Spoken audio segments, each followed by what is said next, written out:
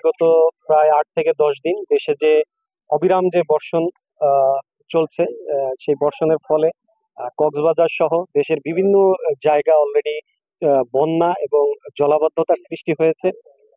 একইভাবে কক্সবাজার শহরটি সাগরের নিকটবর্তী হওয়ার কারণে এখানেও প্রচন্ড অবিরাম বর্ষণ হয়েছে লাস্ট অলমোস্ট 10 দিনের উপরে। এবং কক্সবাজারের বিভিন্ন যে নিম্ন যে এলাকাগুলা কিছুটা পানিতে তলিয়ে গিয়েছে এবং হচ্ছে বন্যা এবং জলাবদ্ধতার সৃষ্টি হয়েছে।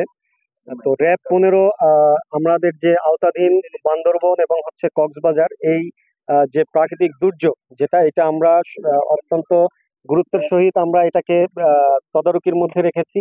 এবং আপনারা জানেন যে এই যে যে শাহপরীর দ্বীপ, এই জালিয়াপালং এলাকাটা এটা কিছুটা নিচু এলাকা।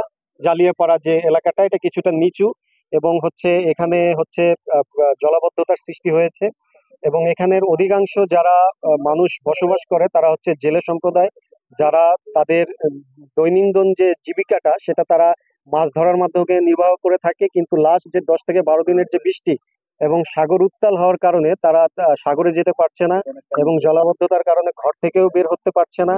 তাদের যে এই কষ্ট দুর্ভোগের কথা চিন্তা করে আমরা আমাদের র্যাব 15 কক্সবাজারের পক্ষ থেকে আমাদের যতটুকু সামর্থ্য রয়েছে সেটা দিয়ে আমরা যে স্থানীয় যারা প্রতিনিধি রয়েছে তাদেরকে ডেকেছি।